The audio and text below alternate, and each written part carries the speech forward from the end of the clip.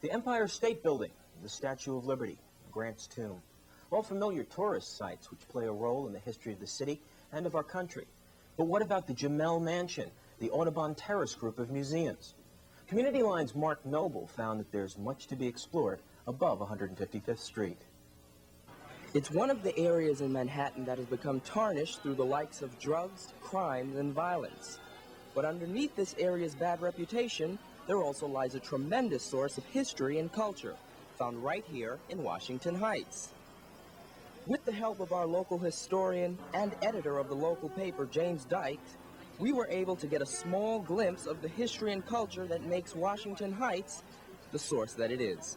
We began our tour at 160th Street and Jamel Terrace, where we were able to see the Victorian age come back to life.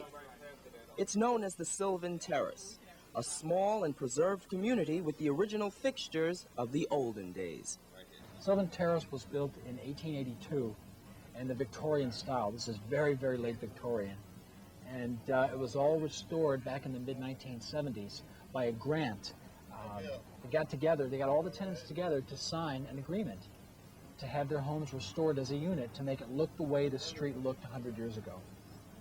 And so it's still beautifully maintained in a very Victorian way. All the original cobblestones in the street, also from mid-1800s. Underneath the blacktop, there are more cobblestones. Afterwards, we moved right across the street to the house that, well, essentially named Washington Heights. This is the Morris Jamel Mansion. When this is really the crowning glory of Washington Heights. This house is the reason Washington Heights is called Washington Heights, because George Washington lived here during the Battle of Fort Washington, during the Battle of Washington Heights, during the Revolutionary War. And but the house has much more history than even that. It's one of my favorite places in the whole city. The house was built by an Englishman, Roger Morris, back in 1865 for his British wife, or excuse me, his American bride, Mary Phillips. They lived downtown. See, in those days, this was, as I said, this was all the country. Harlem was a country village. Bloomingdale was a country village. Washington Heights was all farms, and it wasn't called Washington Heights yet. This was just the country north. And from here, from the front porch looking south, you actually, today there are these big apartment buildings, but in those days you could see all the way down to the end of Manhattan Island to the old city. And they say this is where George Washington actually watched the burning of New York City during the Revolutionary War. He was actually staying here in the house, and he came out on the balcony, and all he could see all the way down to the fire, lower Manhattan. This side of the house is really interesting because, you see, company would arrive from the other side. That's the official carriage drive. Now, remember, this was all Jamel property for hundreds of acres around here. This was their land, and this was the big house. And the company would arrive from the other side. The carriages would pull around the drive, and they'd go in the front door. So they decided not to really finish this side of the house as beautifully as the other sides. You see all the rough shingles. They did this for a reason. They figured nobody's going to see it. Why spend the money? This was the kitchen entrance, and this is where the housekeepers, the servants would butcher the chickens and the hogs for dinner, and blood would splatter everywhere. So that's why it's unfinished. This is just one of the interesting buildings that the Washington Heights area has to offer. Now we're going to switch tracks, and we're going to take you to a place that I think you will find both interesting and eerie. The location of this other treasure in Washington Heights is right on 155th Street and Broadway, just out back of the Church of Intercession. For the writer, bird watcher, poet, or even historian, you will probably find this place especially interesting.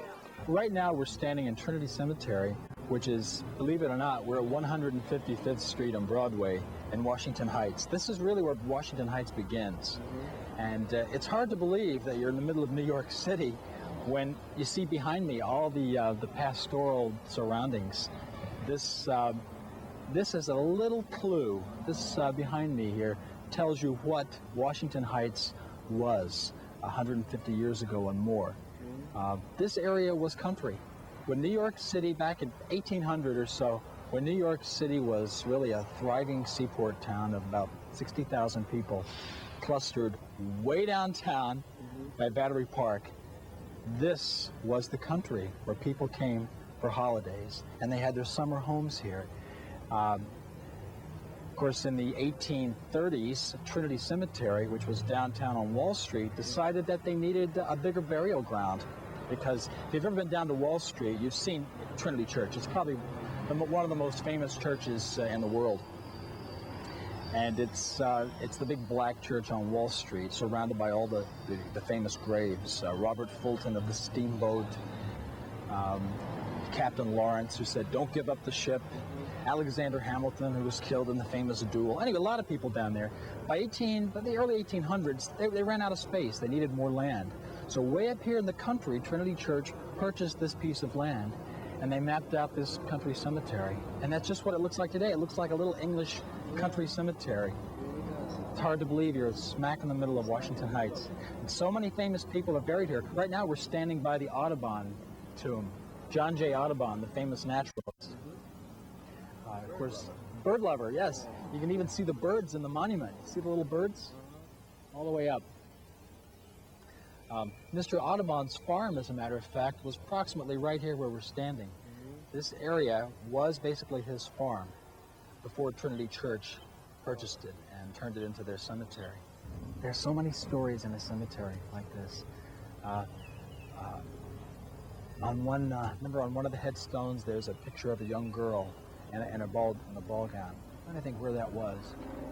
In a ball gown, and she's stepping out of a carriage. Looks like sort of Cinderella.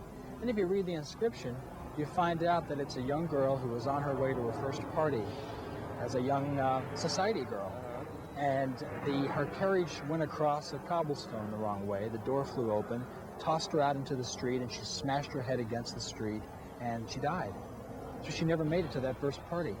And her parents and her family were so grief-stricken that they erected this beautiful monument, hired a famous artist to sculpt her picture as if she were actually arriving at the party, which she never did. And it's very beautiful, very touching as you read that. And then just a short distance away was her lover, her fiance, her intended, and he committed suicide. He was so distraught. So you see, there are so many stories in an old cemetery, any cemetery, but especially one that has such historic significance like this one.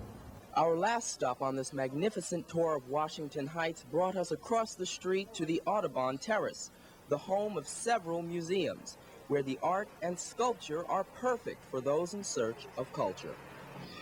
So now that you've seen what the Washington Heights area has to offer, for example, the Jumel Mansion and the Trinity Cemetery, don't forget that there's plenty more that the Washington Heights can offer, and you can find out all kinds of other things through the Parks Department or through the New York Historical Society. For Community Line, this is Mark Noble.